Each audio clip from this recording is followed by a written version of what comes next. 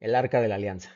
¿Qué tal? Mi nombre es Cris Salgado y te doy la más cordial bienvenida a esta conferencia titulada precisamente El Arca de la Alianza, donde estaremos viendo algunos puntos importantes, sobresalientes, detalles específicos acerca de la construcción y de los materiales con respecto a este artículo que para muchos es considerado sagrado, indispensable y vital. Y sin duda que dentro del cristianismo también juega un papel importante, que será vital conocerlo para poder entender cómo es que contrasta esa perspectiva del Antiguo Testamento con lo que ahora podemos encontrar y ver en el Nuevo Testamento. Así que presta mucha atención porque hay una diferencia importante que cabe destacar entre las partes, por ejemplo, las que están hechas de madera recubierta de oro, pero también las partes hechas de oro puro y macizo con la cual estaba hecha el arca. Por ejemplo, el cofre y las varas son madera, pero también estaban recubiertas de oro. Y presta mucha atención a esta parte. El propiciatorio, por ejemplo, y los querubines eran de oro puro, sin nada de madera adentro. Y esta distinción no es casualidad. Y la iremos descubriendo poco a poco a lo largo de toda esta conferencia. Simplemente era para que lo consideraras en tu mente desde ahora mientras vamos avanzando. El Arca de la Alianza tiene un significado profundo de cada parte y la vamos a ir viendo desde la estructura física hasta la estructura interior y cada uno de sus materiales y cada uno del contenido que ella tenía dentro. Vamos a partir en primera instancia por la estructura física del arca. Número uno, fíjate que existía lo que conocemos y hemos visto normalmente de forma general únicamente desde afuera. Y es lo primero que vemos, que es el cofre. Y este cofre, presta mucha atención, estaba hecho de madera de acacia, recubierto de oro. Y aquí es donde partimos en lo que te comentaba en el principio.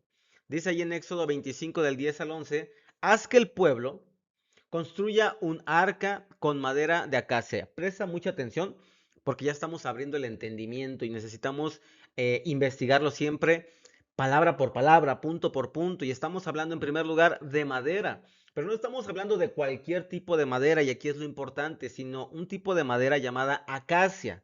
Número dos, un cofre sagrado que mida 1 metro con 15 centímetros de largo, 69 centímetros de ancho y 69 centímetros de alto. Recúbrela de oro, aquí viene el secreto, recúbrela de oro puro, tanto por dentro como por fuera. Y ponle una moldura de oro alrededor. Fíjate cómo estos versículos es la orden original con la que Dios mandó construir la base del arca. Establece tres datos importantes que estamos viendo a continuación. Número uno, madera de acacia. Número dos, el revestimiento, oro puro por dentro, pero también por fuera. Y número tres, las dimensiones exactas que nosotros estamos teniendo para llevar a cabo lo que Dios nos está pidiendo. Siempre que Dios nos pide algo, va a ser específico, va a ser directo, con punto, con coma. No es hazlo como tú quieras. Si tú piensas que está bien, ponle esos muñequitos. Si tú piensas que está mal, quítale los corazones. No, no, no. Cada detalle fue especificado por Dios con intención y por eso cada uno va a encerrar precisamente un significado especial.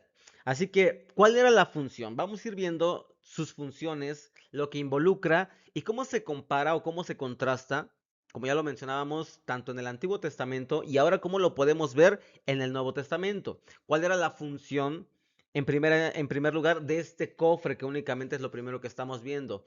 El cofre era la estructura base que contenía y daba forma a todo el arca. Su función era servir de recipiente sagrado para guardar el testimonio del pacto. Y recuerda que cuando estamos hablando del testimonio del pacto, pues estamos haciendo énfasis en las tablas de la ley y de soporte sobre el cual descansaría el propiciatorio. Aquí estamos ya hablando de una parte importante que al final va a involucrar a otras partes también que son importantes. Y era literalmente, en resumen, el cuerpo que sostenía y que protegía lo más sagrado, lo más importante. Quiero que de momento te quedes con esto. Un cofre o un cuerpo que sostenía y que protegía lo más importante, lo más sagrado. Y aquí partimos con 3 detalles profundos que rara vez se enseñan. Número 1, el tipo de madera. Ya lo mencionábamos, acacia. No dice ponle cualquier madera que te encuentres. Busca madera y crea un cofre. No, Dios es específico. Madera de acacia. Y no es una madera cualquiera. Es uno de los muy pocos árboles, presta atención, que sobreviven en el desierto del Sinaí, donde prácticamente casi nada crece. Y es un árbol espinoso, de madera muy densa, de madera muy dura, y casi es indestructible. Resiste muchísimo, resiste la putrefacción y en muchas veces también a los mismos insectos que evidentemente conocemos que, por ejemplo, las termitas pueden atacar un mueble de tu casa. Sin embargo, este tipo de madera era muy importante y podíamos descubrir muchas cosas a través de la madera de acacia, que es lo que te acabo de comentar. Ahora, piensa lo significativo de esto que te acabo de mencionar.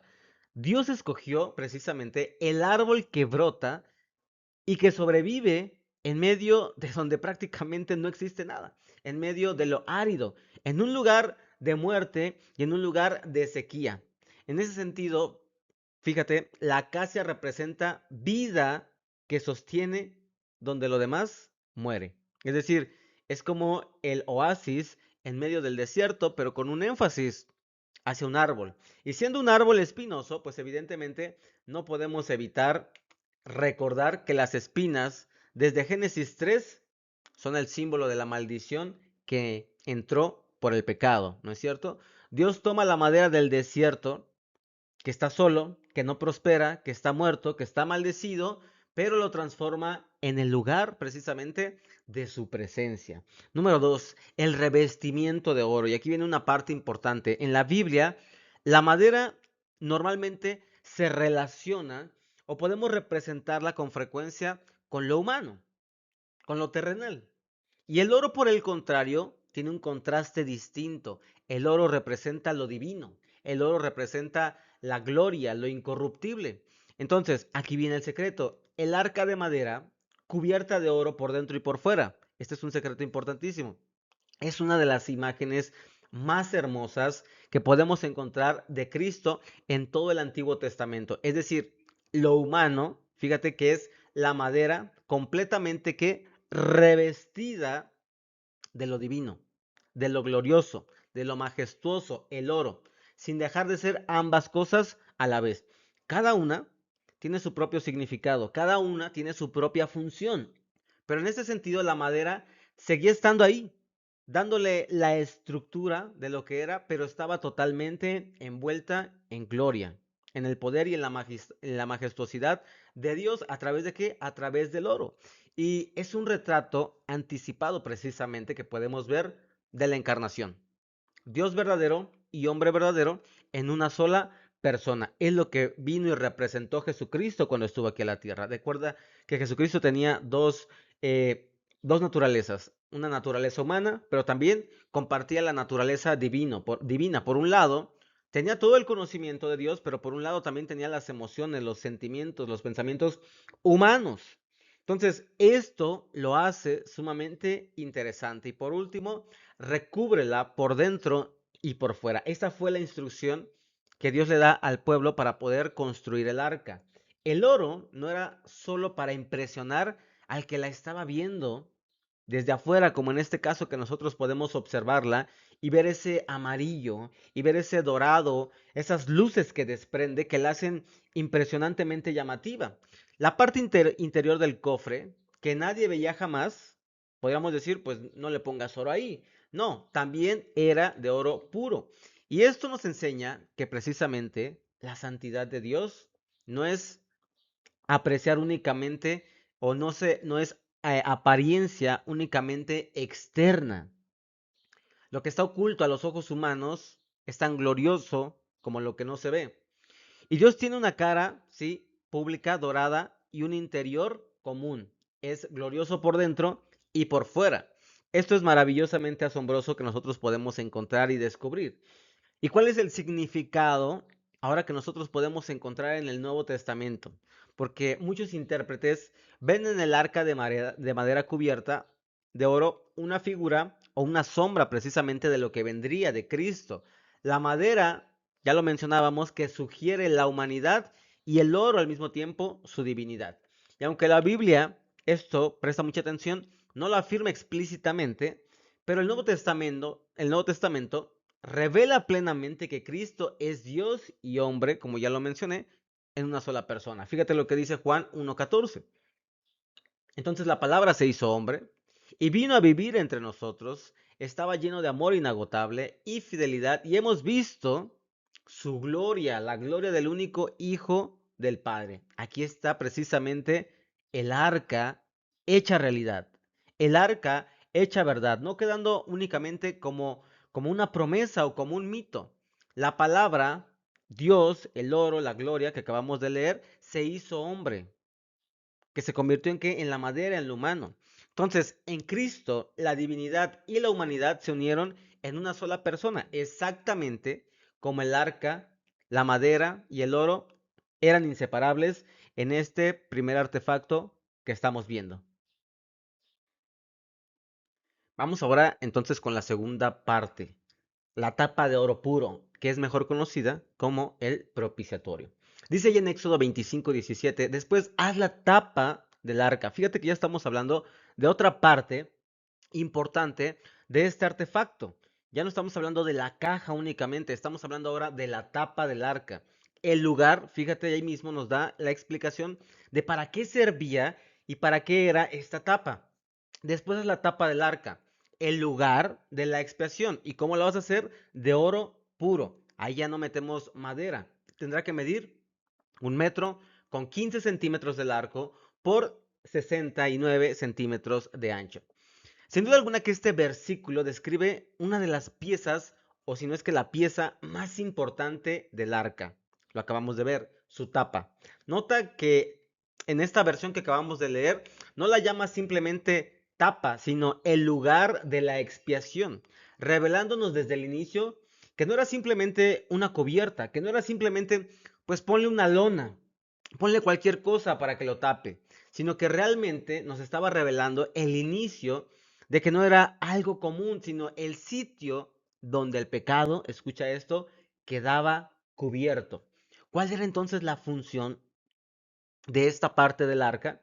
Su función era ser el lugar de la expiación, donde el sumo sacerdote, una vez al año, durante la celebración del día de la expiación, el Yom Kippur, rociaba la sangre del sacrificio sobre esta parte que acabamos de mencionar, la tapa, que es conocida como el propiciatorio.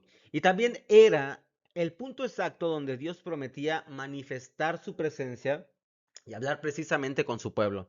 En otras palabras, podemos ver que el propiciatorio era el lugar de encuentro entre la santidad de Dios y el pecado del hombre. Yo no sé si estás dimensionando esta parte tan asombrosa. ¿Cómo se podían encontrar el pecado y cómo se podían encontrar la santidad de Dios al mismo tiempo? Se dice la palabra que no podemos estar cerca. El pecado nos aleja de Dios. Pero este hecho es únicamente posible a través de la sangre, a través de un sacrificio que se llevaba a cabo, se rociaba la sangre y entonces a través de esa sangre podían reunirse en un sentido el pecado del hombre y la santidad de Dios para ver lo que sucedía a continuación. Y aquí hay 3 detalles profundos que es necesario que los podamos destacar. Número 1, el nombre y significado. Fíjate, en hebreo el propiciatorio se llama caporet, de la raíz capar, que significa cubrir, que significa expiar o hacer propiciación. Lo acabamos de mencionar, ¿no? ¿Cuál era la función? Pues que era la expiación.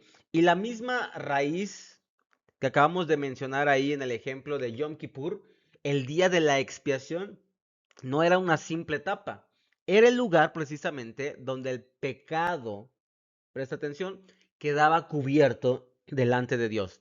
No es que se unieran el pecado y la santidad de Dios, es que ahí, en ese lugar, a través de la sangre del sacrificio que se ofrecía, es donde quedaba cubierto el pecado delante de la presencia de Dios. Había oro puro y macizo, sin madera, es de lo cual estaba hecho esta tapa, ya lo mencionábamos, aquí ya no mezclamos el oro con la madera. ¿Por qué? Porque esa absorción de los pecados y la eliminación del pecado no le competen al ser humano. Es única y exclusivamente a través de Jesucristo. Y estamos hablando que es Dios quien la hace. Y aquí hay un contraste muy deliberado, pues con el cofre, ¿no? Que vimos. Mientras el cofre era de madera recubierta de oro, pues el propiciatorio es oro puro.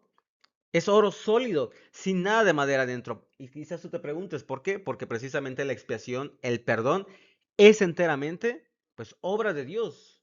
No hay un aporte humano a nuestra salvación. No hay nada que tú y yo podamos hacer para poder obtener esa salvación, para poder obtener esa redención, para que nuestros pecados puedan ser perdonados. No hay algo que tú puedas hacer. No hay algo que yo pueda hacer. Todo le compete única y directamente a Dios. Por eso es Él quien se lleva toda la honra, toda la gloria. Entonces, la estructura podía tener madera, lo humano, pero el lugar donde se perdonaba el pecado era 100% divino, le correspondía 100% a Dios. ¿Qué podemos ver y qué podemos contrastar en este sentido con el Nuevo Testamento? Dice ya en Romanos 3:25, pues Dios ofreció a Jesús como el sacrificio por el pecado. Las personas son declaradas justas a los ojos de Dios cuando creen que Jesús sacrificó su vida al derramar su sangre. Entonces, no podemos hacer nada nosotros en un sentido.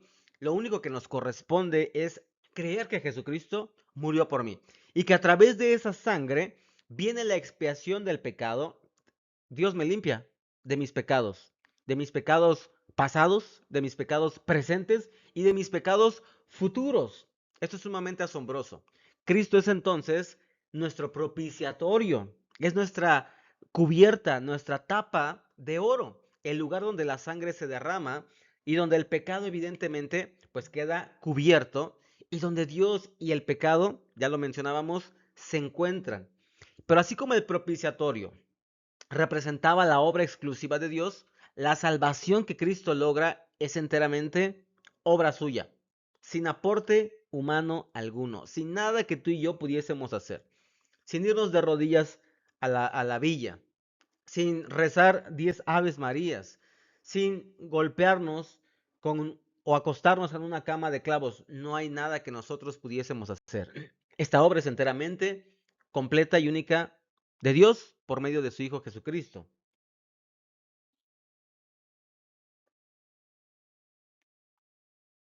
Pasamos a la tercera pieza, los dos querubines de oro labrados sobre la tapa que acabamos de mencionar, que es conocida como el propiciatorio. Dice ahí en Éxodo 25, 18 y 19. Luego forma dos querubines de oro labrado a martillo y colócalos en los dos extremos de la tapa de la expiación. Moldea los querubines a cada extremo de la tapa de la expiación, de modo que formen una sola pieza de oro con la tapa. Es decir, no eran aislados, tienen significados diferentes, pero estaban compuestas en conjunto. No se podían crear primero los querubines y después la tapa, y entonces le poníamos resistol o le poníamos pegamento para poder pegar a esos querubines. Este versículo nos describe las dos figuras angelicales que coronaban precisamente el arca, una en cada extremo de la tapa mirando hacia el centro, como lo podemos apreciar en esta imagen que desarrollamos para ustedes. El detalle clave que da el texto es que no se fabricaban, como ya lo mencioné, precisamente aparte, sino que se labraban del mismo bloque de oro que el propiciatorio. Entonces tenía que ser un bloque, me imagino que debía ser una barra de oro grande para que pudiesen albergar tanto la tapa del propiciatorio como los querubines. ¿Cuál era la función en este sentido de los querubines? Su función era resguardar, era honrar la presencia de Dios que se manifestaba sobre el propiciatorio. Entonces, representaba a estos seres celestiales que rodean el trono de Dios y enmarcaban el lugar precisamente exacto entre ellos donde la gloria divina, que nosotros conocemos como el Shekinah, iba entonces a descender. Entre los testigos y guardianes del lugar santo del encuentro, pues se encontraban ellos. Ellos eran precisamente esos guardianes que iban a cuidar, que iban a cubrir y que iban a proteger la gloria que descendía delante del sacerdote. Y aquí hay detalles profundos que nos conviene analizar y destacar. Número uno, precisamente a estas figuras angelicales que son llamados querubines. La primera vez que aparecen en la Biblia es en Génesis. Te voy a invitar a que leas Génesis 3:24. Y es precisamente cuando Dios expulsa del huerto del Edén a Adán y Eva y que dice que pone a querubines a qué? Con una espada encendida para guardar qué cosa? El camino al árbol de la vida. Entonces, los querubines son los guardianes de esa santidad de Dios. Ellos estaban vigilando, ellos estaban cuidando el huerto del Edén, porque eso es lo que hace el pecado. Con Adán y Eva tuvieron que ser expulsados porque el pecado no podía convivir ni habitar donde estaba la presencia de Dios, que era el huerto del Edén. Entonces, Adán y Eva son expulsados. Dios pone a unos querubines que estaban velando, que estaban guardando la santidad de Dios. Por eso impacta encontrarlos precisamente ahora de nuevo aquí. Los mismos seres que cerraban el acceso a Dios ahora rodean precisamente este lugar donde Dios vuelve por a través de esta representación. Entonces, donde antes había una espada que prohibía, ahora hay un propiciatorio que nos invita a venir, que nos invita para que podamos acercarnos por medio de la sangre de su Hijo Jesucristo. Formen una sola pieza de oro con la tapa. Es decir, los querubines no se hacían, ya lo mencionábamos, por separado, una pieza independiente para luego pegarlos. Se labraban del mismo oro del propiciatorio, simplemente con las herramientas que se tenía en ese momento. No había cortadoras, no había luz eléctrica, era a puro golpe de martillo hasta que fueran apareciendo estas figuras. Y esto significa que precisamente estos guardianes de la santidad de Dios y el lugar de la misericordia, pues ¿qué crees? Son inseparables, una sola realidad.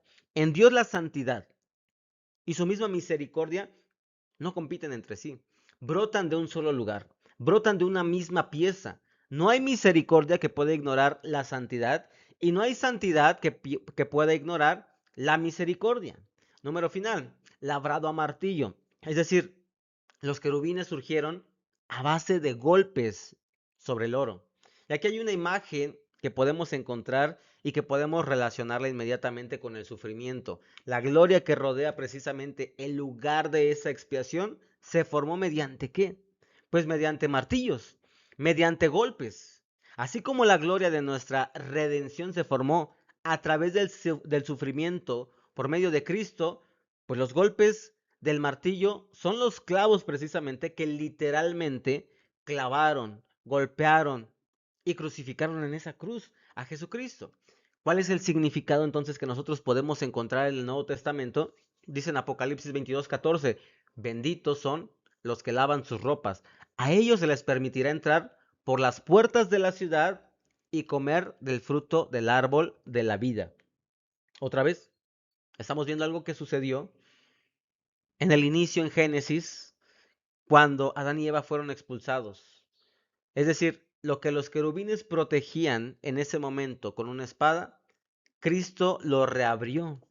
¿Y cómo lo reabrió? No lo reabrió con una llave, no lo reabrió diciendo, ábrete sésamo, sino que lo hizo a través de su sangre. Y el hecho de que santidad y misericordia fueran una sola pieza, como es lo que estamos viendo aquí en el propiciatorio, se cumple precisamente en la cruz, donde la justicia de Dios, que demanda ese castigo por el pecado, y su misericordia, que nos perdona a nosotros, que perdona al pecador, se encontraron en un solo acto, sin que ninguna quedara anulada. Esto es lo sorprendente. Esto es lo que nos asombra y que es un reflejo precisamente. Era un misterio en ese tiempo el Arca de la Alianza. En el Antiguo Testamento no lo entendían, no dimensionaban el tamaño de lo que vendría en el Nuevo Testamento y que ahora, gracias a Dios, gracias a su misericordia, podemos entenderla y comprenderla mejor a través de estos estudios que nosotros podemos obtener y darnos cuenta. Las alas extendidas de los querubines. Dice ahí en Éxodo 25:20, los querubines estarán frente a frente, mirando hacia la tapa de la expiación con las alas extendidas por encima de la tapa para protegerla. Es decir, estos querubines necesitaban estar encontrados entre sí, pero con la mirada dirigida ¿hacia dónde? Hacia abajo, no hacia arriba, porque la gloria de Dios se tenía que cubrir. Entonces, tenía que dirigirse hacia el propiciatorio, es decir, la sangre que perdona el pecado es lo que los seres celestiales, o en este caso, los querubines, están contemplando con asombro. Y es algo que todavía no podemos entender y que tampoco no llegamos a dimensionar. Esos seres angelicales y todos los seres que están con Dios están aprendiendo de lo que tú hacemos, de lo que el mismo Dios hace por su creación. Dios no murió por los ángeles, Dios no murió por Satanás, Dios no murió por Gabriel, murió por ti y por mí. Derramó su sangre maravillosa y preciosa en esa cruz por ti y por mí. Y estos ángeles o estos querubines están asombrados contemplando la sangre que perdona el pecado. Es lo que está cubriendo y están viendo. Y con sus alas extendidas hacia arriba, pues forman precisamente una cubierta sobre la tapa del propiciatorio. Las alas creaban el trono del Dios invisible. Es decir, la imagen de ser cubierto bajo las alas de Dios recorre toda la escritura. Lo hemos visto. Como toda la escritura, como símbolo de protección y de refugio para aquellos que han tomado la decisión de servirle, de confiar en Él, de creer en Él, y que Él ahora los toma como hijos de Dios y que dice, bajo las sombras del Altísimo podemos estar. El Salmo 91. ¿Cuál es la función de las alas extendidas? Su función era cubrir, su función era proteger el lugar precisamente de la expiación, formando con su sombra el espacio sagrado donde la presencia de Dios reposaba o donde la presencia de Dios descansaba. Entonces, las alas delimitaban visualmente el trono terrenal de Dios y comunicaban esa protección, comunicaban esa cobertura y reverencia sobre el sitio, ya lo mencionábamos, más santo, más sagrado, más importante del arca, que es el propiciatorio. Cada una de ellas tiene una importancia, pero esta parte del propiciatorio donde se vertía la sangre era lo que realmente hacía la diferencia, por sobre todas las cosas, con respecto a las partes del arca. ¿Cuál es el significado que nosotros podemos encontrar y entender con relación al Nuevo Testamento? Dice ahí en Primera de Pedro 1:12, se les dijo que los mensajes que habían recibido no eran para ellos. Aquí se está refiriendo precisamente a los profetas del Antiguo Testamento. O sea, esos mensajes que habían recibido no eran para los profetas del Antiguo Testamento, sino para ustedes. ¿Quiénes son ustedes? Los creyentes. Que en ese momento, los creyentes del tiempo, pues de Pedro. Y que ahora entonces nosotros somos la iglesia. Y ahora esta buena noticia, continuando ahí, les fue anunciada a ustedes por medio de aquellos que la predicaron con el poder del Espíritu Santo, enviado del cielo. Todo es tan maravilloso que aún los ángeles, aquí lo vemos y lo confirmamos, observan con gran expectación cómo suceden estas cosas. Los ángeles no se cansan de contemplar y de mirar, de apreciar la redención, la salvación que se ha entregado por medio de Jesucristo para ti y para mí, para los seres humanos, como ya lo mencioné, no para los ángeles, no para Satanás. Y la pregunta importante es, ¿por qué Dios, si también Satanás pecó y sus ángeles pecaron, por qué no murió por ellos? ¿Por qué murió por ti y por mí y no por ellos? ¿Por qué no hay un plan de salvación y de redención para los ángeles, pero sí para la humanidad? Entonces, si los seres celestiales contemplan con asombro precisamente la sangre que cubre el pecado en el propiciatorio, pues cuánto más debería asombrarnos, cuánto más debería maravillarnos a nosotros que somos los beneficiados directos, ¿no es cierto?, de esta obra por medio de Jesucristo. Pasemos entonces a los 4 anillos de oro para el transporte. Presta especial atención a esto. Éxodo 25:12 dice, funde 4 anillos de oro y sujétalos a 4 patas, 2 anillos en cada lado. En la Biblia, recuerda que todo tiene un significado, todo tiene un propósito. No es casualidad que Dios haya elegido 2 querubines. Vemos en la Biblia 2 testigos. Vemos también el número 4, que suele asociarse a los 4 puntos cardinales, los 4 extremos de la tierra que podemos contemplar en el Salmo 107.3, que dice, pues ha reunido a los desterrados de muchos países. ¿De dónde? Del oriente y del occidente, del norte y del sur. Entonces, esto tiene un significado profundo, porque el arca no estaba destinada a quedarse encerrada en un solo lugar, como lo hacían otro tipo de dioses que habitaban en ese momento, que eran dioses paganos obviamente, por los diferentes pueblos, por las diferentes tribus que vivían en ese momento. Ellos únicamente metían a sus dioses en un templo y ese dios se quedaba ahí. No, el arca estaba destinada para ser movida, no para quedarse en un solo lugar. Estaba diseñada para ir en todas las direcciones, así como lo acabamos de mencionar, los 4 puntos cardinales que nosotros podemos encontrar. Y esto revela algo asombroso acerca del carácter de Dios, porque el Dios de Israel no era un ídolo, no era un Dios clavado que se quedaba inmóvil dentro de un templo al que la gente tenía que ir, al que la gente tenía que visitar. Fíjate, esto hace la gran diferencia. Los seres humanos y los pueblos en ese tiempo tenían que ir directamente para pedirle a sus dioses, llegar al templo para adorarse, para rendirse delante de ellos. Tenían que irlos a visitar. Esto nos habla de que Dios era un Dios peregrino, que caminaba precisamente, como lo sigue haciendo hasta el día de hoy, con su pueblo, que se detenía cuando ellos se detenían y que avanzaba cuando ellos avanzaban. Algo que podemos notar inmediatamente que sucedía en el desierto cuando el pueblo de Israel caminaba. Entonces, los anillos nos enseñan que Dios no espera que vayamos a buscarlo a un lugar en específico fijo, porque Él va con nosotros durante todo el camino.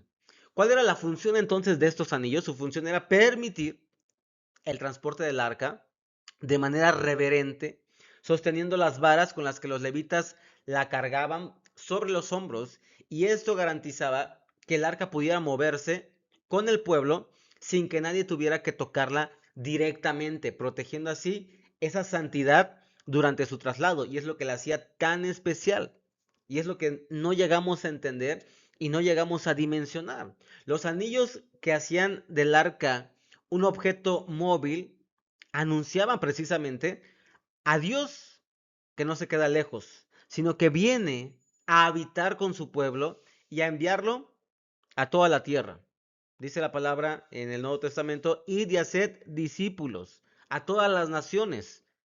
Ahora nosotros, no es que seamos Dios, pero representamos esa esencia y esa salvación. Y si el mundo se va a salvar, va a ser a través de nosotros. No es que nosotros seamos el canal, nosotros somos el artefacto para llevar ese mensaje del Evangelio, para que a través de mí conozcan, yo les predique con mi vida, les enseñe a Jesucristo. Entonces, el Dios peregrino precisamente del Antiguo Testamento se hace presente en el Nuevo Testamento, ahora en Cristo. Y fíjate cómo lo llaman. Sé que en algún momento lo has escuchado. Emmanuel, Dios con nosotros. Ahora Él habita, Él está con nosotros. Dice en Mateo 1:23, miren, la Virgen concebirá un niño, refiriéndose a Jesucristo. Dará a luz un hijo y lo llamará, ¿qué cosa? Emmanuel, que significa Dios con nosotros. Entonces, así como el arca, podemos ver que estaba diseñada para ir en las 4 direcciones.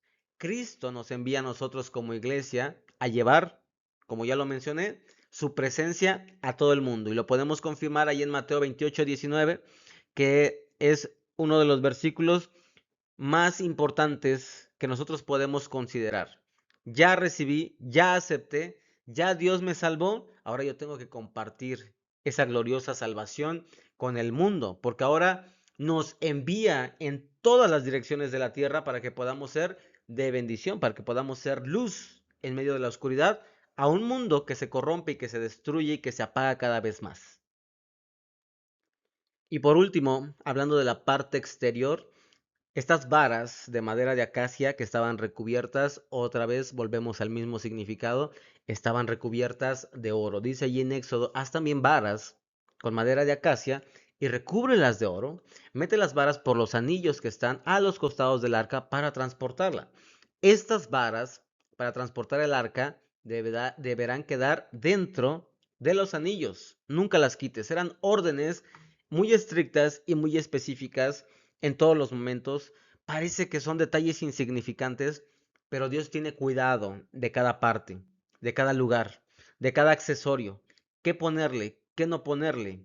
Esto viene implícito en lo que en su momento tal vez no lo entendían y no lo entendió el pueblo de Israel, y que años después, gracias a todo esto que nosotros hemos estado estudiando, creo que podemos asomarnos un poquito y podemos entender la maravillosidad de la majestuosidad y de lo que Dios nos quiere mostrar a través de este artefacto. Entonces, esto que acabamos de leer, este versículo, pues nos describe las varas con las que se cargaba precisamente el arca, hechas del mismo material que el cofre.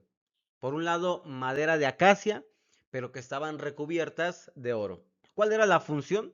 Bueno, su función era transportar el arca, pero no era nada más transportarla. Merecía una reverencia, merecía un honor, una honra, un especial cuidado, sostenida sobre los hombros de los levitas a través de los anillos. Es decir, tenían que mantener una distancia respetuosa entre las manos humanas, precisamente, y el objeto santo o este cofre del arca, y aseguraban precisamente que la presencia de Dios fuera llevada exactamente como Él lo había ordenado. Él ya lo había descrito también. Cómo transportarla, cómo fabricarla, qué uso darle. No era como pensabas tú que se le podía dar un mejor uso. No era tú transportala como tú creas que es mejor, como creas que es más fácil. No. Las varas, por ejemplo, nunca se quitaban. No era algo que se les ocurrió, bueno, vamos a dejarlas a un lado. El Señor mismo dijo que tenían que permanecer, permanecían siempre puestas, incluso cuando el arca estaba descansando o que ya estaba en un lugar seguro de reposo. Y esto significa que el arca debía estar siempre lista. ¿Para qué? Para moverse. Aun cuando descansó en el templo, posteriormente con Salomón, las varas, ¿qué crees? Pues seguían ahí. Puedes leerlo en Primera de Reyes 8:8, ¿no? Porque la presencia de Dios entre su pueblo nunca se asienta, y esto es maravilloso.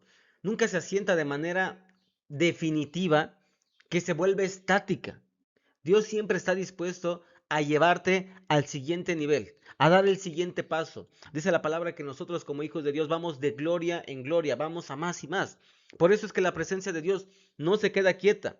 Por eso es que no te puedes conformar con una porción de la presencia de Dios. Señor, yo quiero más, yo quiero más. Y el Señor siempre va a abrir y te va a dar más, siempre y cuando tú estés dispuesto a pagar el precio, que es la santidad, que es cuidar, en este caso, ese cofre sagrado que ahora eres tú, en el cual habita la presencia del Espíritu Santo. Existían para que nadie tocara precisamente el arca. El arca se cargaba, como ya lo mencionábamos, sobre los hombros de los levitas, ¿mediante qué? Mediante esas varas que mencionábamos. Jamás debían tocarla directamente, y aquí está precisamente la lección que le costó la vida a Usa. Muchas veces lo hemos escuchado.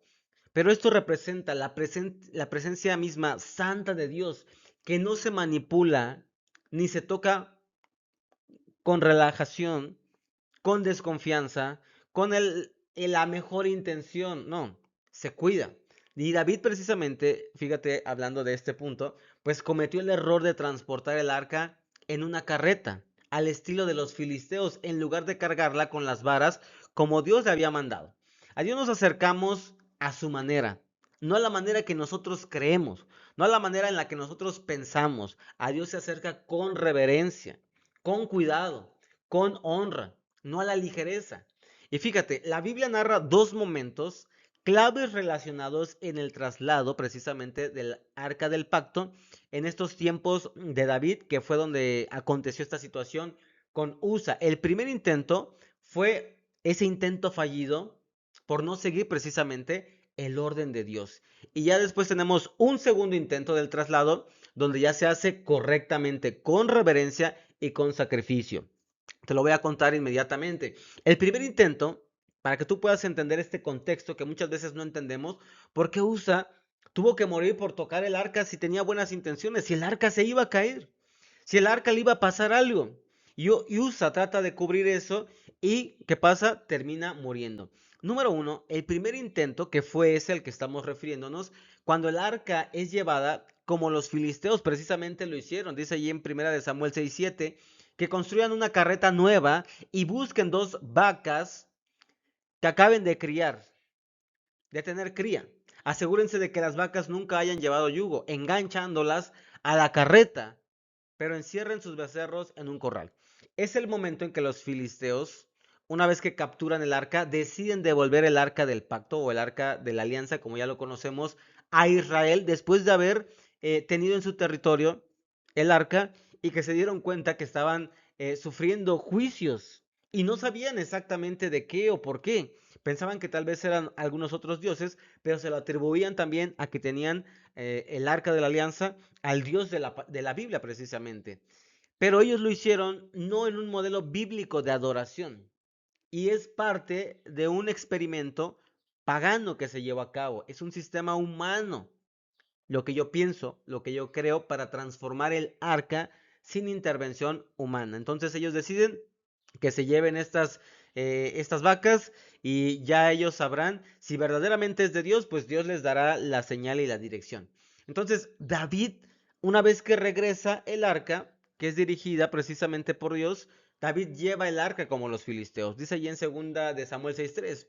Así que pusieron el arca de Dios en una carreta, otra vez nueva, y retiraron de la casa de Abinadab, que estaba en una colina. Usa y Ohijo, hijos de Abinadab, guiaban la carrera. ¿Por qué estuvo mal entonces que pusieran esta carreta nueva? Lo acabamos de mencionar. A ver, no estoy entendiendo. Si lo estaban haciendo con las mejores intenciones, incluso le pusieron una carreta nueva. Y la clave no es que el carro o la carreta fuese nueva, sino que el método de transportar no era el que Dios les había ordenado que lo hicieran. En Números 7:9 descubrimos y entendemos cómo Dios estableció que debería transportarse el arca. Dice así en Números 7:9, pero la división cuatita no le entregó carretas ni bueyes porque se les requería que hicieran el traslado de los objetos sagrados del tabernáculo sobre sus hombros. Y Éxodo 25:14 dice, mete las varas por los anillos que están a los costados del arca para transportarla. ¿Qué podemos aprender entonces? Las buenas intenciones sin obediencia no son suficientes. Dios ya les había establecido, así como les había dado las instrucciones claras de cómo tenían que construir esta arca, también les daba las instrucciones claras de cómo debían transportarla. Pero podemos encontrarnos aquí que el ser humano siempre quiere hacer lo que a él le parece mejor, lo que él piensa que es correcto. Y no se trata de qué pienso que está bien, qué pienso que está mal, las buenas intenciones que yo tengo, sino qué me dice Dios. Es necesario obedecer, es necesario hacer lo que Él me está pidiendo que haga. Entonces, este método de los filisteos, pues no era el método de Dios. La santidad de Dios precisamente no puede ser tratada a la ligera. No pasa nada, no ocurre nada. Vemos y encontramos entonces el segundo intento de David al transportar el arca. Y aquí vemos que el arca es llevada con sacrificios y con obediencia. Después del fracaso que David ya había visto al tratar de llevarla tras la muerte de Usa, David se da cuenta y corrige ese error. Por eso es que es conocido como el hombre conforme al corazón de Dios. Porque él quería hacer las cosas bien. Porque si se equivocaba, pedía perdón a Dios, pedía guianza y pedía y buscaba la restauración y otra vez la reconexión con el Señor. Ahora entonces en esta segunda ocasión, ya aquí los levitas iban a cargar el arca sobre sus hombros, se iba a hacer conforme a la ley de Dios y había sacrificios cada 6 pasos. Fíjate lo que dice 2 Samuel 6:13, cuando los hombres llevaban el arca del Señor, dieron apenas 6 pasos y David sacrificó un toro y un ternero engordado. Es decir, ya era diferente, ya era distinto, porque la obediencia, entendió David, trae presencia y trae gozo. Dice ahí en 2 Samuel 6:12, entonces le dijeron al rey David, el Señor ha bendecido a los de la casa de Obed-edom y todo lo que tiene a causa del arca de Dios. Luego David fue y llevó el arca de Dios a la casa de Obed-edom, a la ciudad de David, con gran como celebración. Tú puedes leerlo ahí en 2 de Samuel, capítulo 6, versículos 12 y 14. Entonces vemos cómo la adoración es precisamente la respuesta correcta a la presencia de Dios y que la obediencia trae la bendición y que el temor de Dios y la alegría pueden coexistir. Porque no estamos hablando de un temor porque me dé miedo Dios, es un temor reverencial, es un temor que no llegamos a entenderlo, pero que puede estar al mismo tiempo con la alegría y con el gozo, y es lo que precisamente con la honra y con el respeto, y es lo que precisamente hablábamos que David pudo llevar a cabo. Para mí es importante que tú puedas entender y comprender esto, porque tiene mucho significado profundo que necesitamos analizar. ¿Y cuál es la comparativa o la perspectiva que encontramos en el Nuevo Testamento? Dice Gálatas 3:27, porque todos los que habéis sido bautizados en Cristo, de Cristo, ¿qué cosa estáis? Revestidos. Así como el cofre, así como las varas para transportarla de madera que representan lo humano, que te representan a ti, me representan a mí. Ahora en Cristo somos una nueva criatura y hemos sido, como lo dice ahí en Gálatas 3:27, hemos sido en Cristo revestidos. Cristo ya no nos permite que seamos madera humana. Él nos reviste de oro con su santidad, con su gloria, con su divinidad. Entonces, así como las varas, lo humano, cubierto de lo divino, eran el medio para llevar precisamente la presencia de Dios, hoy nosotros como creyentes transformados de Cristo, somos el medio por el cual, ¿qué cosa? La presencia de Dios se va a llevar al mundo. La reverencia de USA también nos enseña, a través de este ejemplo, que servimos a Dios a su manera, a su forma, con un temor santo, no según nuestras propias ideas, no según nuestros propios pensamientos, y esto se vuelve maravilloso. Bien, ya hablamos de la parte exterior que cubría lo que envolvía, pero también lo que representaba cada parte del Arca de la Alianza. Ahora vamos a pasar a la parte de qué es lo que contenía dentro esta Arca de la Alianza. Y dice ahí en Hebreos 9:4, en esa sala había un altar de oro para el incienso y un cofre de madera conocido como el Arca del Pacto o el Arca de la Alianza, ¿no? El cual estaba totalmente, otra vez lo vuelve a reafirmar y a repetirnos las instrucciones que ya leímos en el Antiguo Testamento, en el cual estaba totalmente cubierta de oro. Dentro del arca, aquí viene lo importante, había ciertos aspectos, ciertos factores importantes. Había un recipiente de oro, número 1, que contenía el maná. Número 2, dice la vara de Aarón a la que le habían salido hojas. Y número 3, las tablas del pacto que eran de piedra o lo que representaba precisamente la ley. Entonces, ¿cuántos objetos contenía el arca de la alianza? 3 objetos. Y esos 3 objetos representaban, presta mucha atención, 3 objetos, 3 milagros, 3 testimonios.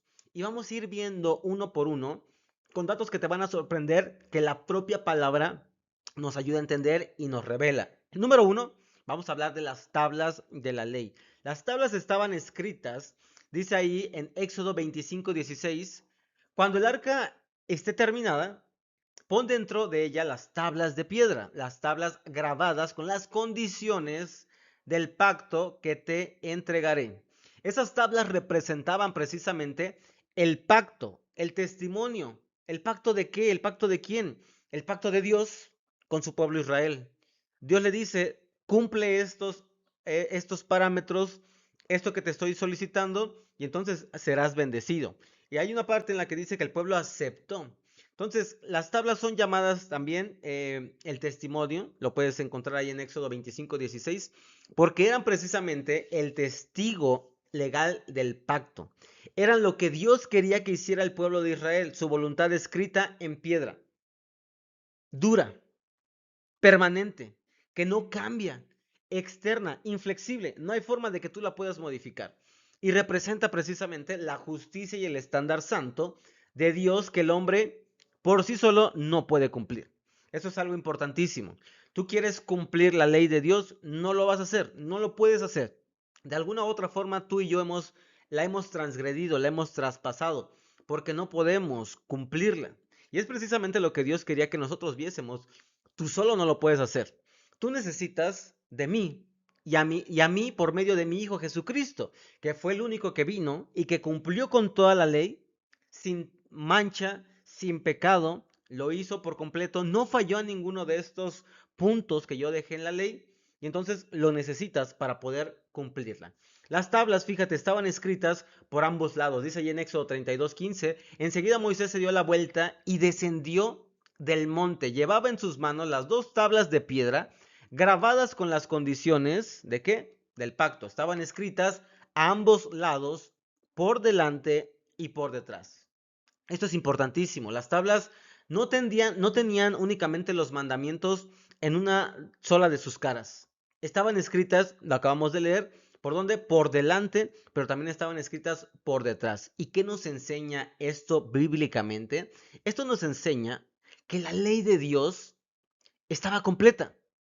Ya no había nada que agregarle, ya no había nada que quitarle, no hay un espacio en blanco donde el ser humano, donde el hombre pueda añadirle o pueda quitarle algo. Es que yo pienso que robar está mal, vamos a borrarle, que matar está mal.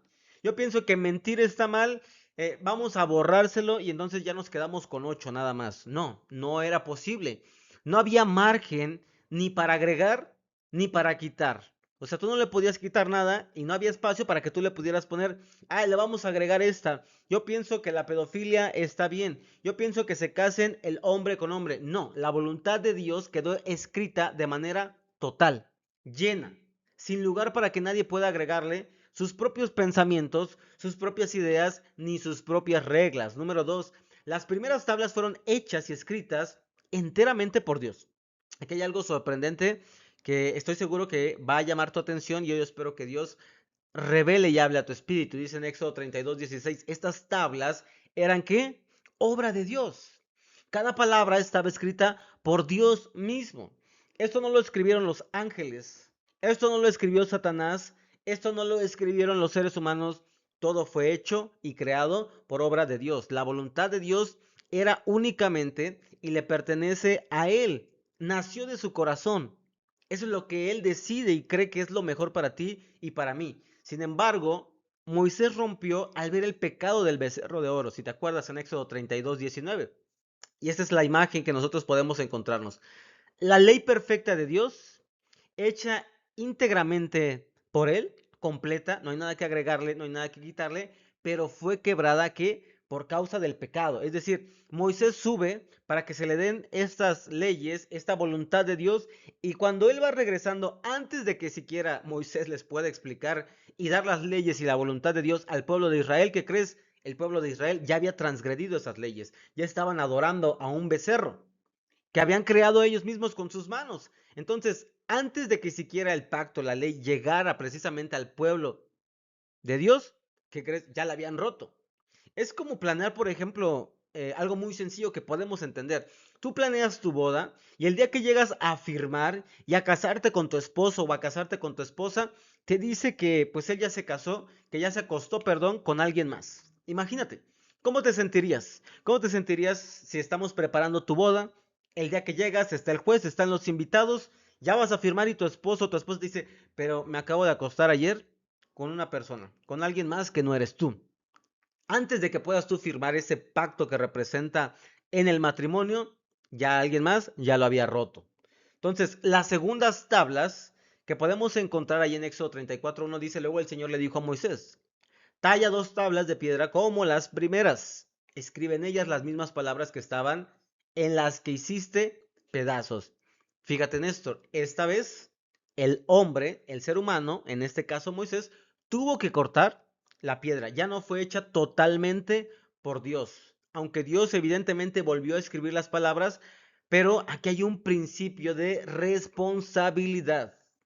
El pecado tuvo consecuencias y una de ellas pues fue que ahora hubo que trabajar para restaurar qué cosa, lo que se había quebrado. Entonces Moisés sube de nuevo al monte, esta vez cargando él mismo las tablas que talló, tenemos ahí en Éxodo 34:4. Entonces Moisés talló 2 tablas de piedra como las primeras temprano en la mañana y subió al monte Sinaí tal como el Señor le había ordenado, con las 2 tablas de piedra en las manos. Es decir, esto nos enseña un principio absolutamente increíble. El que rompe, en este caso Moisés, participa en la restauración. Esto nos enseña precisamente que cuando nuestro pecado quiebra algo que Dios había hecho perfecto, porque así hizo Dios todo, perfecto, nosotros somos los que rompemos y transgiversamos y traspasamos lo que Dios ha hecho perfecto. Sin embargo, su gracia nos restaura, pero el proceso de restauración normalmente nos involucra activamente a ti y a mí. No nos deja únicamente como espectadores, ahí pasivos sin nada que hacer, sino que ahora tú tienes que hacer algo. Ahora tú tienes que asumir tu responsabilidad y llevar a cabo eso que falta.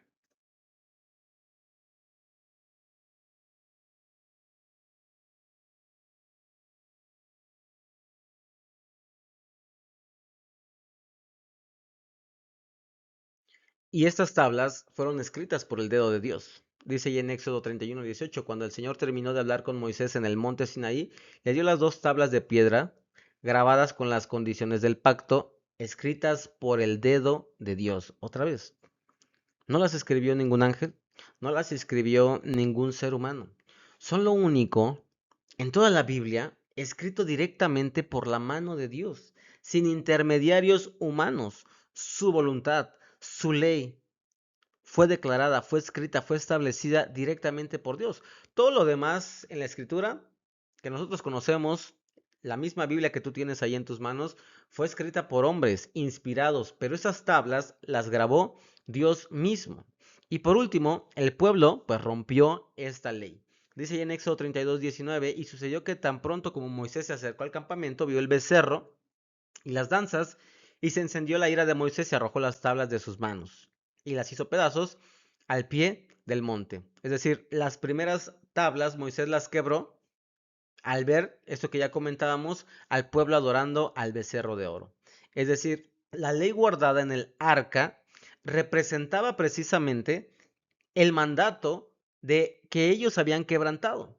Y sin embargo, esa ley quebrada, cubierta por el propiciatorio bajo la sangre, eso es lo que lo vuelve sorprendente, porque se guardaban dentro del cofre, pero el propiciatorio estaba por encima. Entonces, la ley quedaba cubierta por el propiciatorio bajo la sangre de Jesucristo. Yo no sé si tú estás entendiendo esta parte asombrosa. La sangre es la que nos limpia, la sangre es la que nos cubre, la sangre es la que cubre toda la ley que nosotros no podemos cumplir, la ley que nos condenaba ha quedado cubierta por la misericordia de Dios.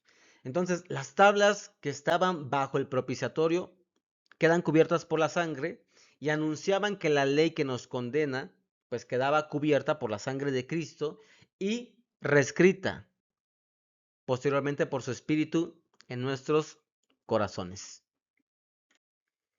La segunda pieza importante dentro del cofre del Arca de la Alianza es la vasija de oro con el maná. Dice allí en Éxodo 16:33 y 34. Entonces Moisés le dijo a Aarón, toma una vasija y llénala con 2 litros de maná. Después, colócala en el lugar sagrado, delante del Señor, a fin de conservarlo para todas las generaciones futuras. Así que Aarón hizo tal como el Señor le ordenó a Moisés. Posteriormente lo colocó dentro del arca del pacto, frente a las tablas de piedra grabadas con las condiciones del pacto. Entonces, en primer lugar, encontramos adentro las tablas, la ley, la voluntad de Dios, y después encontramos este recipiente o esta vasija de oro también con el maná. Y este versículo que acabamos de leer nos registra cómo se preservó una porción del maná, el pan que precisamente Dios envió desde el cielo al desierto a su pueblo de Israel, guardándolo precisamente como memoria dentro del arca para esas generaciones futuras. ¿Qué cosa era el maná? El maná era literalmente pan del cielo que bajaba con el rocío de la madrugada. Ahí lo puedes leer en Números 11:9, que debía recogerse fresco cada día sin poder acumularlo. Y representa precisamente la provisión diaria y la dependencia que nosotros necesitamos tener hacia Dios. Dice el Salmo 78:25, todos ellos comieron pan de ángeles. Dios les envió comida hasta saciarlos. Entonces, vemos cómo el Salmo, 78, lo llama precisamente pan de ángeles. Esto es importantísimo. Ahora, ¿qué representaba? Pues representaba el milagro de la preservación. Dice allí en Éxodo 16:20, sin embargo, algunos no hicieron caso y guardaron un poco hasta la mañana siguiente, pero para entonces se había llenado de gusanos y apestaba, y Moisés se enojó mucho con ellos. Otra vez, desobedeciendo las instrucciones que Dios le había dado al pueblo de Israel. Únicamente recogerás el del día, no lo guardes. Mañana vas a recibir uno nuevo. Entonces, el maná que se guardaba se descomponía, criaba gusanos si se guardaba de un día para otro. Pero este maná, aquí viene lo sorprendente, este maná guardado en la vasija no se corrompió a través de generaciones. Era un pan incorruptible, era un pan sobrenaturalmente preservado. ¿Esto a qué nos apunta? Nos apunta precisamente a Cristo, que es el pan de vida, que lo podemos encontrar en el Nuevo Testamento, en Juan 6:35. Jesús les dijo, yo soy ¿qué cosa? El pan de vida. El que viene a mí nunca tendrá hambre. El que en mí cree no tendrá sed jamás. Este tipo de pan es un pan diferente, es un pan distinto que no se almacena. Es un pan que no se echa a perder a través del tiempo, ni con el paso de los años. Y es el que te sacia de todo. Y no porque te sacie literalmente el hambre, sino porque te sacia de la necesidad de aprobación, la necesidad de la carencia que tus padres no te pudieron dar. Ese ego desmedido. Constantemente estamos buscando saciarnos y llenarnos y nos damos cuenta que tú puedes llegar a lo más alto de la montaña, ser exitoso, ser famoso, tener dinero, ser importante, ser multimillonario, 10 casas, 10 autos, y cuando llegues hasta ahí te vas a dar cuenta que sin Dios te sigue faltando algo. Me sigue faltando, no sé qué es, no sé qué hay, pero algo falta en mí, ¿sí? Es ese pan que es Jesucristo. Entonces, el maná oculto en el arca es el pan que no se corrompe. El propósito del maná no era únicamente llenar el estómago de los israelitas, sino que era enseñarnos dependencia total hacia Dios todos los días, en cada momento. Israel pasó 40 años en el desierto aprendiendo esto precisamente con el maná. Jesús mismo pasó 40 días en el desierto y demostró haberlo aprendido perfectamente. Entonces, donde Israel falló y se quejó del pan, Cristo es el que viene y vence confiado en la palabra. El maná apuntaba a esta verdad que Cristo es el único que puede cumplir. Dice ahí que representaba precisamente la rebelión. Dice en Números 21:5, y comenzó a hablar contra Dios y Moisés. ¿Por qué nos sacaron de Egipto para morir aquí en el desierto? Se quejaron. Aquí no hay nada para comer ni agua para beber. Además, detestamos este horrible maná. Imagínate. No sé si lo estamos dimensionando. Dios te entrega algo directamente caído del cielo y el pueblo de Israel dice, detestamos este horrible maná. Imagínate. Tal vez tú puedas pensar, pobres israelitas, no entendían esa parte. No te preocupes. Tú y yo muchas veces hacemos lo mismo. Despreciamos lo que Dios nos ha dado, lo más importante, su salvación. Y después sus dones. Y después el liderazgo. Y después la posición pastoral que te ha dado. La familia que tú tienes. Muchas veces decimos lo mismo. Detesto este horrible ministerio. Detesto este horrible trabajo. Me canso todos los días. Detesto a mi esposo, a mi esposa. Ya no la aguanto. Muchas veces volvemos a hacer lo mismo. El maná era la provisión diaria en el desierto. Y sin embargo el pueblo, pues se quejó de él, llegando a despreciarlo y a llamarlo comida horrible, ¿no? El maná dentro del arca era el recordatorio precisamente de que el pueblo despreció la provisión de Dios. Ni siquiera tenían que pedirlo, simplemente caía. Dios guardó como memorial precisamente eterno lo que ellos menospreciaron. Dice ya en Isaías 53:3, despreciado y desechado entre los hombres, varón de dolores, experimentado en quebranto, y como que escondimos de él el rostro, fue menospreciado y no lo estimamos. Hoy en día muchas veces, aquellos que niegan a Jesucristo, aquellos que no quieren tener una relación con Él, siguen haciendo lo mismo, siguen despreciando ese pan, ese maná, ese pan de vida que es a través de Jesucristo. Ahora, la provisión de Dios termina exactamente cuando comienza la provisión para la siguiente etapa. Uy, esto es muy asombroso. Dice ahí en Josué 5:12, el maná dejó de caer el día que empezaron a comer de las cosechas de la tierra y nunca más se vio. Así que desde ese momento los israelitas comieron de las cosechas de Canaán. Es decir, el maná cayó durante 40 años sin falta. Todos los días estuvo ahí permaneciendo y eran saciados, pero se detuvo el día que comieron el fruto de la tierra prometida. El día que el pueblo de Israel llega a la tierra prometida y empiezan las cosechas, empiezan a obtener alimento por ellos mismos de lo que habían sembrado, en ese momento es cuando deja de salir o de caer el maná. Ni un día antes, ni un día después. Dios no quita el maná hasta que haya fruto precisamente de la tierra, porque su fidelidad no nos va a dejar un vacío.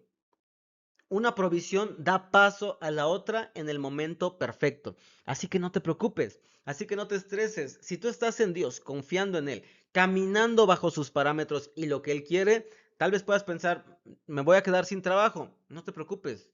Dios permite que ese trabajo falte, pero abre la provisión para la siguiente etapa, para el siguiente momento, y esto es importantísimo. Entonces, Jesús nos promete el maná escondido ahora en el Nuevo Testamento, en Apocalipsis 2:17. El que tiene oído, oiga lo que el Espíritu dice a las iglesias. Al que venciere, daré a comer del maná escondido.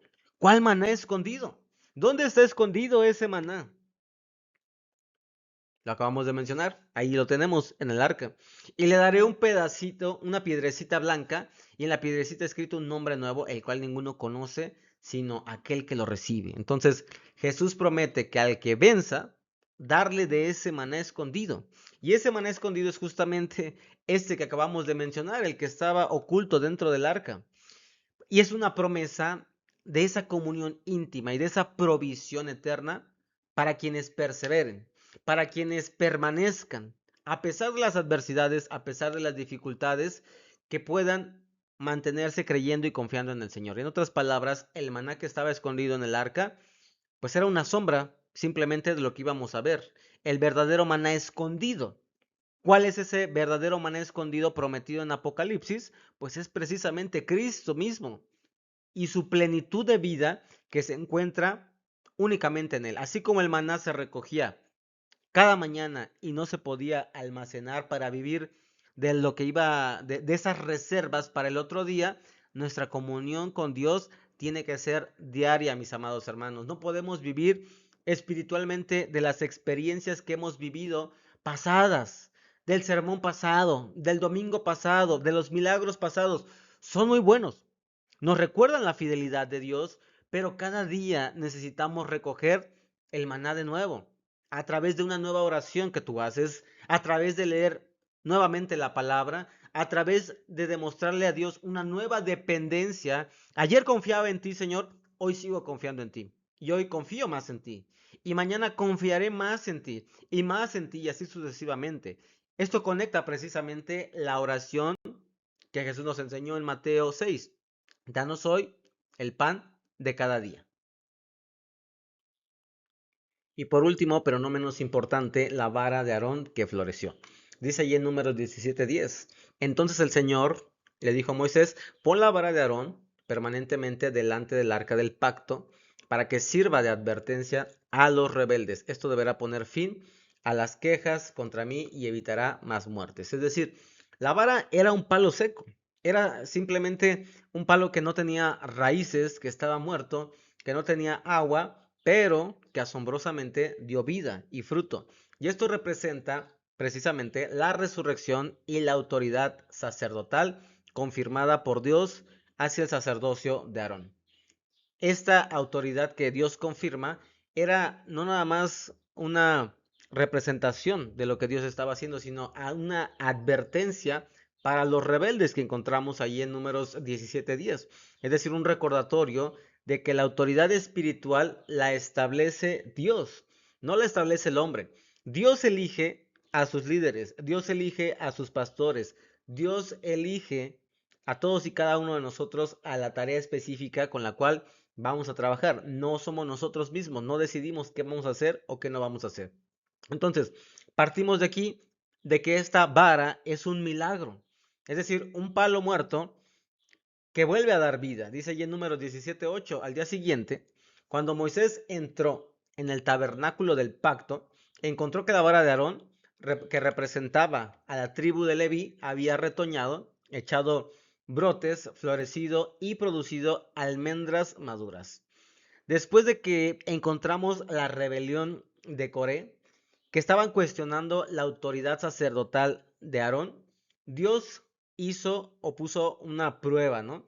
Cada tribu le solicitaron que pusiera una vara y de la noche a la mañana sucedió un milagro. La vara de Aarón reverdeció, floreció y no nada más reverdeció y floreció, sino que además produjo almendras maduras, como lo tenemos ahí, ¿no?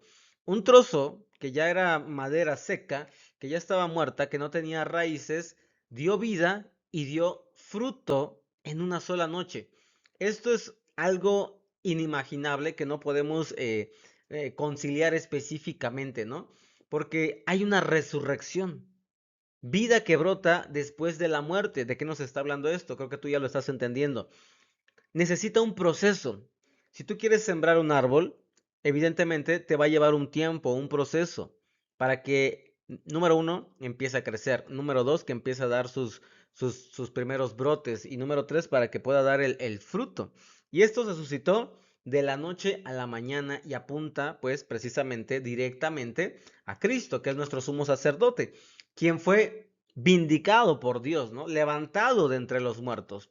Entonces, eso ya por sí solo es un milagro que nos muestra un tipo o una figura de lo que el mismo Jesucristo hizo. Número 3, 2, la vara produjo las tres etapas a la vez, algo imposible por naturaleza, ¿no?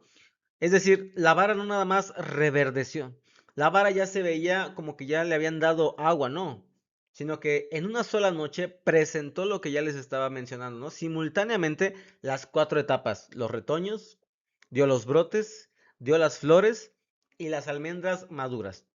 Y nosotros sabemos que en la naturaleza, pues este proceso o estas fases no ocurren de la noche a la mañana. Tú no pones una semilla y al otro día ya estás cortando los limones, ¿verdad? O ya estás cortando las manzanas. En la naturaleza estas fases o este tiempo tarda para que pueda procesarse. Primero brota la semilla, ¿no? Después florece y tiempo después entonces es que ya empieza a dar su fruto. Y eso nos habla de algo importante, porque que todas aparecieran precisamente al mismo tiempo, pues multiplica el hecho de que ya es un milagro. No fue un palo que simplemente revivió, sino que fue vida en su plenitud total, si tú te das cuenta, que apareció de un día para otro, lo cual, pues en un sentido no tiene explicación natural, ¿verdad? Pero representa precisamente la plenitud de vida que solo Dios nos puede dar. Entonces, ¿cuál es las otras varas? ¿Qué es lo que les pasó? Pues no hicieron absolutamente nada, ¿no? Y el contraste de este milagro es impresionante, ¿no? Las 12 tribus pusieron sus varas, pero solo la de Aarón fue la que floreció y las demás siguieron siendo únicamente palos muertos. ¿Cuál es la enseñanza que nosotros podemos aprender? Que el liderazgo y que las autoridades que el hombre escoge para sí permanecen estériles, no dan fruto, no se pueden reproducir. Sin embargo, permanecen muertos. Solo lo que Dios escoge y unge, pues va a dar vida y va a dar fruto. La verdadera autoridad espiritual se reconoce entonces porque produce vida donde no la había. Así que si tú tienes el llamado de pastor y es Dios el que te ha puesto ahí, vas a reverdecer, vas a dar fruto, vas a ver hermanos que se acercan, vas a ver hermanos que son transformados. No es que seas tú el que hace eso, sino a través de ti, pero es Dios el que lo hace. Pero cuando no es Dios el que pone a la persona en el liderazgo o en el momento y es designado por uno mismo, pues entonces nos vamos a meter en problemas. La pregunta es, ¿por qué no almendras? ¿Por qué almendras, perdón, y no otro fruto? Dice en Éxodo 25:33, tal vez tú puedas pensar, ¿y por qué no mangos? Por qué no fresas? ¿Por qué no uvas? Dice en Éxodo 25:33, cada una de las 6 ramas tendrá 3 copas para las lámparas en forma de flor de almendro, con capullos y pétalos. Éxodo 25:33. Entonces, ¿recuerdas que el candelabro de oro o el menorá tenía copas labradas en forma de flor de almendro? Yo no sé si te acuerdas de esta parte. El almendro entonces aparece tanto en la vara que floreció como en el candelabro que iluminaba el lugar santísimo. Y dice allí en Jeremías también, después el Señor me dijo, observa Jeremías, ¿qué es lo que ves? Veo una rama de almendro. Contesté, así es, dijo el Señor, y eso significa que yo estoy vigilando y ciertamente llevaré a cabo todos mis planes. Entonces, en ese sentido, pues el almendro está emparentando con la palabra velar, o la podemos tomar de ahí, o con el estado de estar vigilando, ¿no? La vara que floreció con almendras señala precisamente a Dios que está velando, que está despierto, que está atento y a una vida que despierta primero anticipando precisamente la resurrección. Todo tiene que ver, mis hermanos. No es algo que se le ocurrió a Dios, no es algo que pasó por coincidencia. Todo ya estaba planeado por el Señor, todo tiene un significado, todo tiene un trasfondo que sin duda es impresionantemente asombroso para nosotros. Y para cerrar entonces, en conclusión, los 3 objetos juntos, fíjate, una verdad central. ¿Esto de qué nos habla? Detente un momento y contempla lo que Dios guardó en el lugar más sagrado de todo Israel. No fueron trofeos, no fueron victorias para recordarles lo grande, lo poderoso que eran. No fueron monumentos precisamente, ¿verdad? A la fidelidad del pueblo, porque todo el tiempo la estaban rompiendo. Fueron sorprendentemente 3 recordatorios de las 3 grandes traiciones de Israel. Lo que Dios guarda ahí es la rebelión. Se rebelaron ante sus leyes. Se rebelaron ante el alimento que comían. Se rebelaron ante el liderazgo de Dios. Entonces, las tablas recordaban que rompieron precisamente la ley de Dios. Eso es para que el pueblo se acordara. Para que el maná les recordara que despreciaron la provisión de Dios. Y la vara recordaba que rechazaron precisamente el liderazgo que Dios les había dado. O sea, 3 veces el pueblo falló, 3 veces dijo no a Dios, y Dios, en lugar de borrar esa evidencia que habían dejado, la guardó en el corazón mismo de todo el templo, de todo el santuario, en la parte más importante, en el arca. Y la pregunta sería, ¿por qué? Porque sobre estos 3 testimonios del fracaso humano, y aquí estamos hablando de la humanidad, descansaba precisamente, ¿qué cosa? La tapa, llamada el propiciatorio. Y sobre el propiciatorio se derramaba la sangre. Es decir, Dios no escondió el pecado de su pueblo, lo cubrió, convirtió los monumentos de la vergüenza en monumentos de la gracia. Eso es lo maravilloso. Y aquí está la noticia precisamente, o es esta la noticia que lo cambia todo. Aquellos 3 recordatorios de lo que el hombre no pudo ser, pues precisamente se transformaron en Cristo, por Cristo y para Cristo. Y se han convertido en 3 declaraciones de lo que Él hoy sí es para nosotros. Ahora en Cristo, las tablas, ¿qué cosa? Cristo es el cumplimiento perfecto de la ley. Lo que nosotros no podíamos cubrir ni llevar a cabo como seres humanos, Cristo sí lo llevó a cabo. Él volvió la obediencia que nosotros jamás íbamos a lograr por nosotros mismos. Lo que la piedra a través de estos mandamientos exigía y que nosotros al mismo tiempo quebramos como parte del pueblo de Israel al adorar a otros dioses, al adorar ese becerro de oro, él lo cumplió por completo. Y ahora escribe esa misma ley, pero ya no en una piedra, sino que ahora la escribe en un corazón vivo, de carne, dice la palabra. Ahora el maná ahora se ha transformado y se ha convertido en Cristo como fuente de pan de vida. Ya no en un pan únicamente que cae por la mañana y que se rompe o que se pierde al anochecer, sino en el pan que descendió precisamente del cielo para no morir jamás, para no echarse a perder con los gusanos nunca. Y el que come de él nunca va a volver a tener hambre emocionalmente, en su alma. Y por último, la vara que floreció. Cristo resucitado y su sacerdocio. Es decir, esta vara muerta que reverdeció en una noche, pues anunciaba a aquel que entró en qué cosa? En la tumba, pero que no se quedó ahí, no se quedó muerto, salió con vida y la muerte no lo pudo contener, la muerte no lo pudo retener.